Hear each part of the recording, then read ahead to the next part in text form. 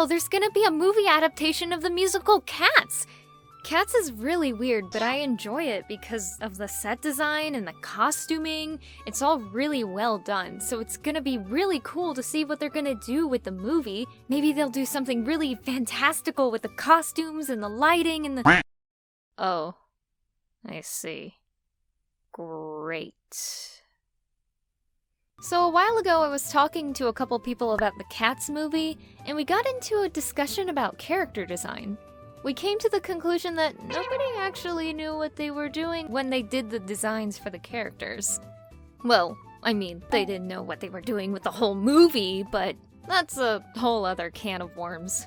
Everyone and their grandmothers have already talked about why the Cats movie fails on every other account, but I haven't really seen anyone talking about how it fails in character design. I mean, besides the bad special effects. Now, this isn't exactly out of the blue for me. I've actually seen the original stage musical, specifically the VHS version that came out in the 90s. I was somewhat familiar with the musical before the first trailer for the movie even dropped, so I knew the characters well enough to know that the movie was doing the musical very dirty. And then I got an idea.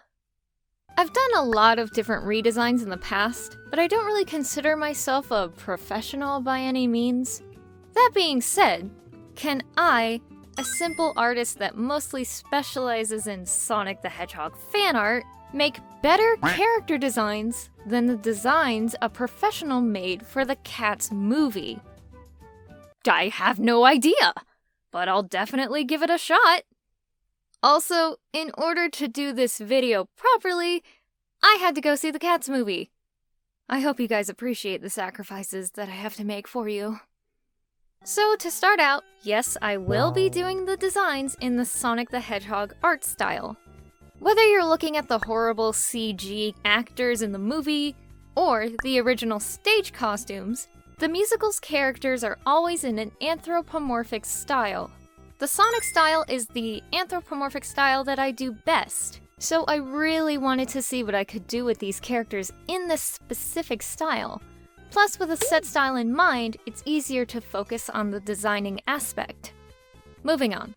Obviously, designing every single Jellicle in the show would be very time-consuming, so I'm going to only do a handful right now. Specifically, I'm only going to focus on what the musical refers to as principal cats, which are the cats that get the musical numbers about themselves.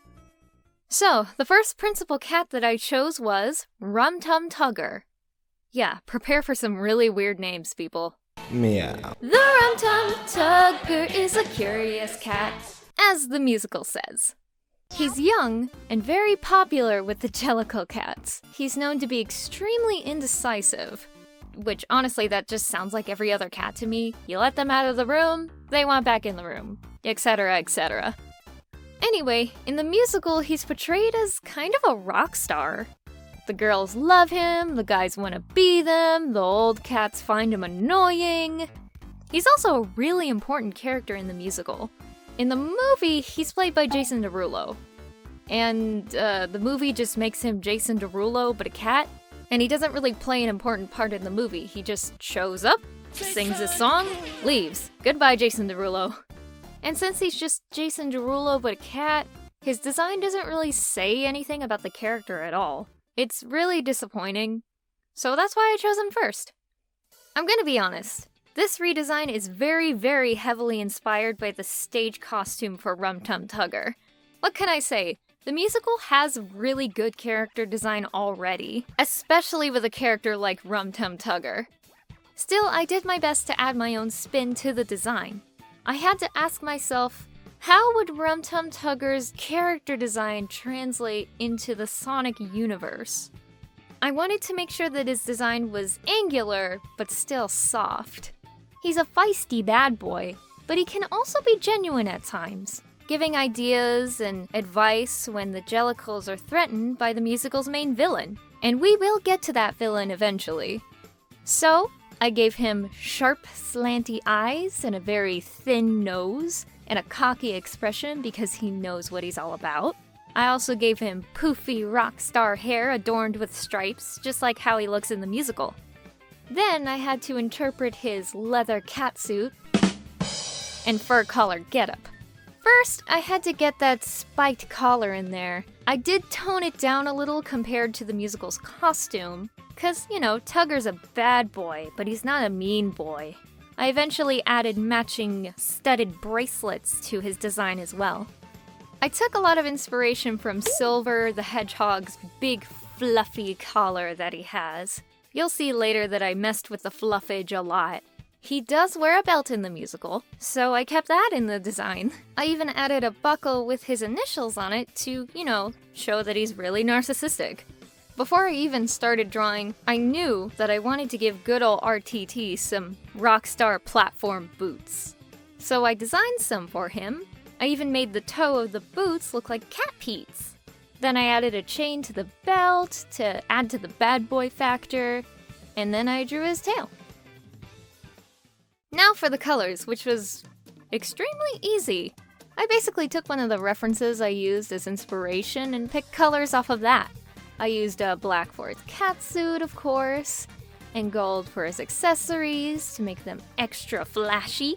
He obviously needed a fur color that was wild and fiery like his personality, so I used an even brighter gold color with cream highlights and a deep orange for the stripes. I made his chest fluff a reverse color palette to give it some contrast. And just to keep things consistent, I made the eyes gold as well. And you know what? I was having so much fun that I just started shading him. Ta-da! Here's my design for Rum Tum Tugger.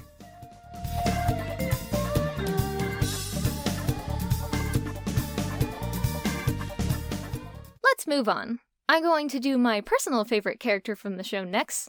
The magical Mr. Mistoffelees!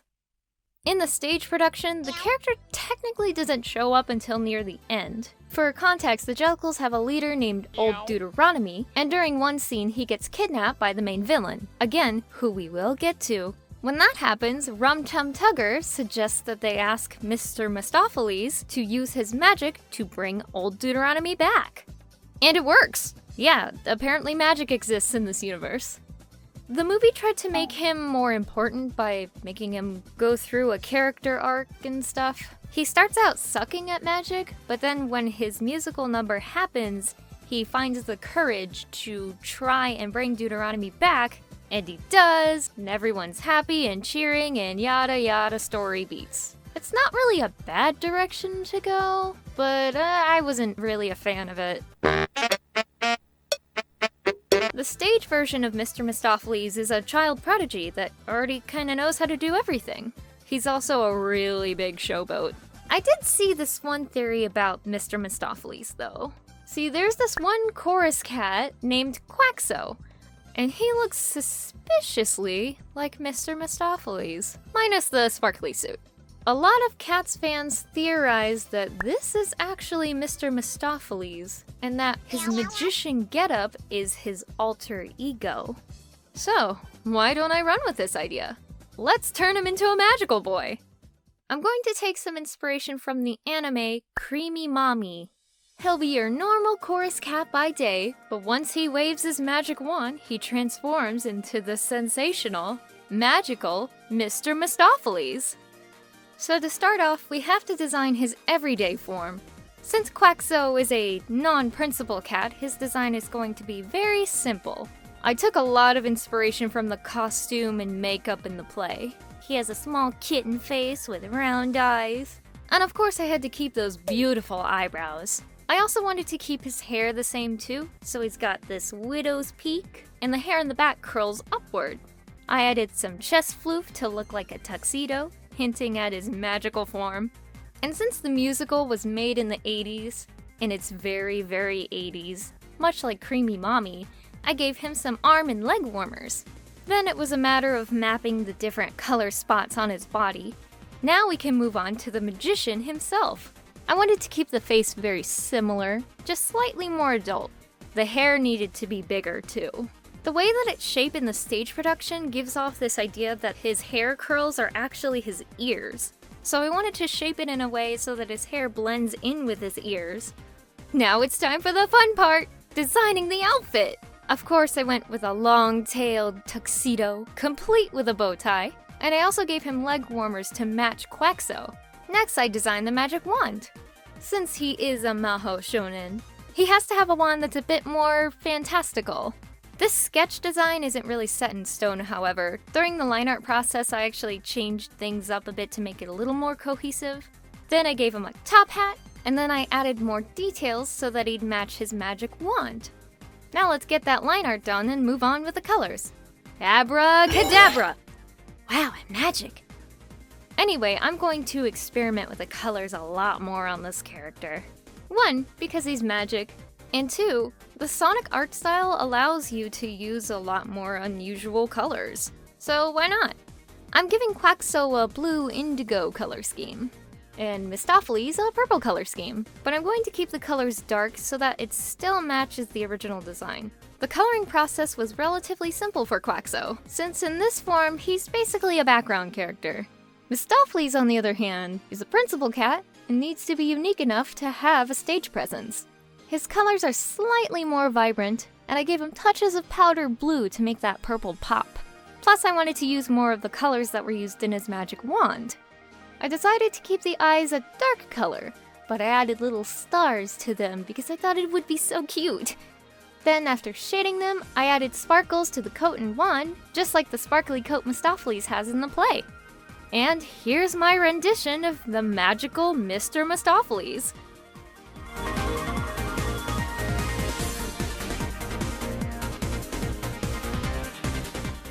Next is a character I felt like didn't get a very good portrayal in the movie. Grizabella, the glamour cat.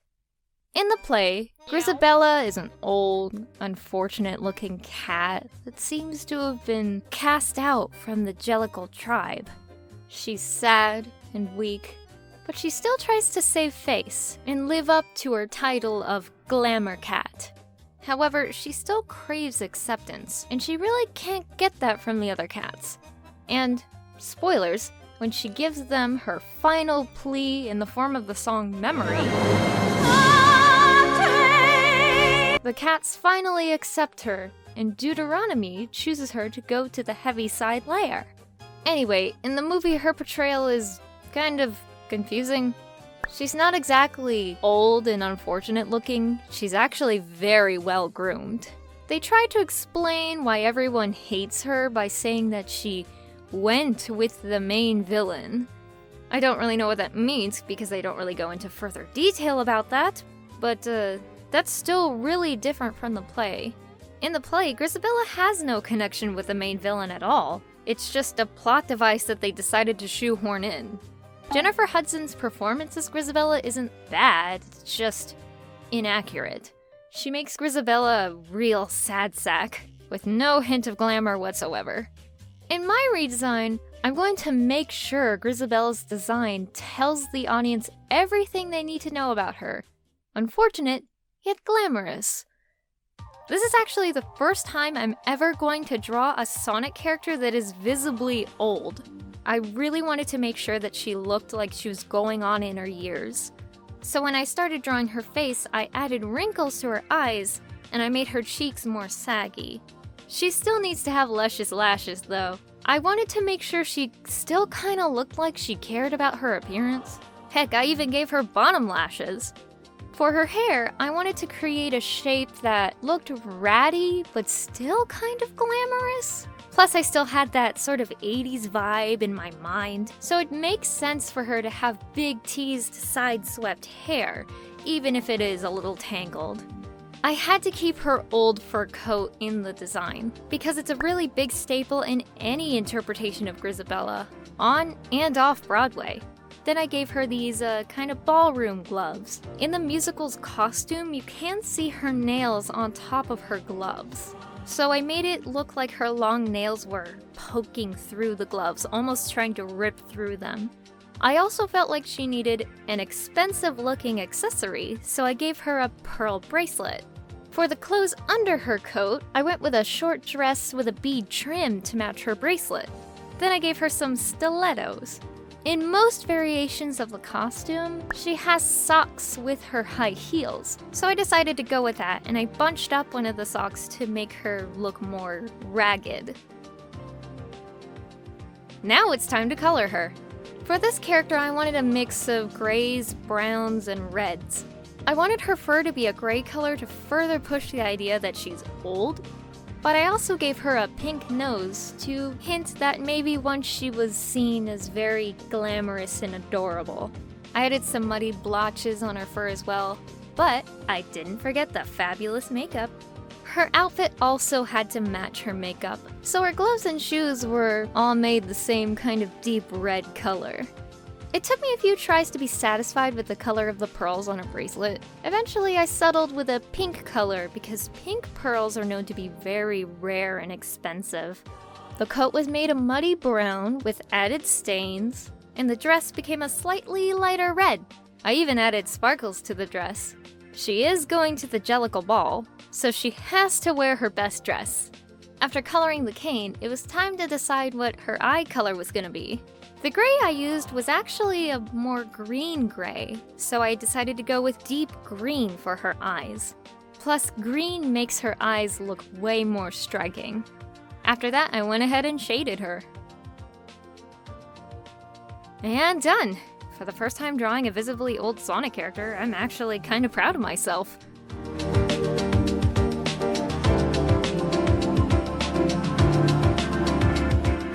Last character for now. I may do more if people are interested, but for now I'll be focusing on the main antagonist of the musical, Macavity, the mystery cat. Macavity's known to the Jellicles as being a master criminal. His song even mentions that he's broken every human law. So, does that include committing tax fraud? Do the Jellicles have to pay taxes? Anyway, I'm not really a fan of either interpretation of Macavity. No offense to any Macavity fans, but his design in the musical is a little too wild for me, and in the movie I felt like they toned down his wild way too much. I wanted to balance both interpretations. He can be monstrous, but with a little bit of swagger. So for this one, I'm going to design my own interpretation of Macavity based solely on the lyrics of the song Macavity the Mystery Cat. Here are the chunk of lyrics that describe what he looks like. Macavity's a ginger cat. He's very tall and thin. You would know him if you saw him, for his eyes are sunken in. His brow is deeply lined with thought. His head is highly domed. His coat is dusty from neglect. His whiskers are uncombed. The song also has lyrics that mention that Macavity can literally break the law of gravity because he has powers of levitation. He's also known to be quite the escape artist, for when they reach the scene of the crime, Macavity's not fair. So from these lyrics, I'm imagining a Sonic villain that has magical powers and uses this to commit as much crime as possible. What could grant him such power, though? Oh, what about the Phantom Ruby? A gem capable of warping reality itself. That can definitely give him powers of levitation, and it can allow him to change the crime scene in a way that has no evidence of him being there whatsoever. Let's say in this alternate universe, Macavity gets the Phantom Ruby before Infinite. Now, when I was designing this character, I kept a few words from the song in mind. Tall, thin, and neglect. These words together made me imagine Macavity being very bony, especially if you consider the lyric, his eyes are sunken in. It makes him sound like a skeleton. I've never really drawn a character whose bones were showing through their skin, so this was also something new for me. I did have a bit of trouble deciding what to do with the face, though. I wanted to keep with that angular, bony look, but I also wanted to make sure that it was hinted that Macavity used to kind of be a stud. In Cats, that's very heavily implied. So, like Grizabella, I wanted echoes of the past in his design. I also made sure to give him those uncombed whiskers and deeply lined brows. The one thing I did like about movie Macavity is that he wore a hat. I gave my Macavity a hat inspired by the iconic master thief Carmen Sandiego. I gave him long, curled ears, almost like devil horns. And for his hair, I decided to play off of that big mane that stage Macavity has, but instead I pulled it back into a big fluffy ponytail. I also maybe took some inspiration from Infinite's luscious locks. I kept his outfit fairly simple, though for the gloves I did end up changing it during the line art. At first I wanted to give him fingerless gloves, but he's a master criminal. Even with the Phantom Ruby, I don't think he would want to wear fingerless gloves, because that would just leave fingerprints everywhere. That would give him way more to do, even with a gem that can warp reality. So his gloves ended up being just two-toned. I gave him a utility belt for his thieves' tools, and some nice leather boots. During the line art process, I put a little belt on one of the boots to make his design more asymmetrical. Then I started giving him stripes, because ginger cats are known to have a lot of stripes on them. I almost gave him a big poofy tail as well as the hair, but it was kind of too much, so I shortened it significantly. Last step was to give him a Phantom Ruby, and luckily I still had the Phantom Ruby that I drew for S&T Forces, so I just plopped that into his hand. Now we're moving on to the coloring. For his fur, I took colors from the Macavity costume, because the costume gives me a lot to experiment with. I definitely wanted his fur to be a mixture of oranges, while also keeping in mind the lyric, "His coat is dusty from neglect." I even played a little with the airbrush too. For his clothes, I did want them to be mostly brown, because they are made of leather. But then when I considered the Phantom Ruby's color palettes, I realized that adding pinks and purples might actually be a little exciting. Like Mr. Mistoffelees, I wanted more unusual colors, since the Sonic style allows for that. I also added a red-orange tone to his big ponytail. Then to make the design a bit more creepy, I gave one of his eyes the same pattern that the Phantom Ruby has. It's almost as if the Phantom Ruby's power is taking over Macavity's mind. Plus it also adds to that asymmetrical off-kilter aspect. Then all that was left was to give him a quick shade. And then I decided to give him a pixely aura around him, since in Sonic Forces the Phantom Ruby messes with reality and makes everything glitchy.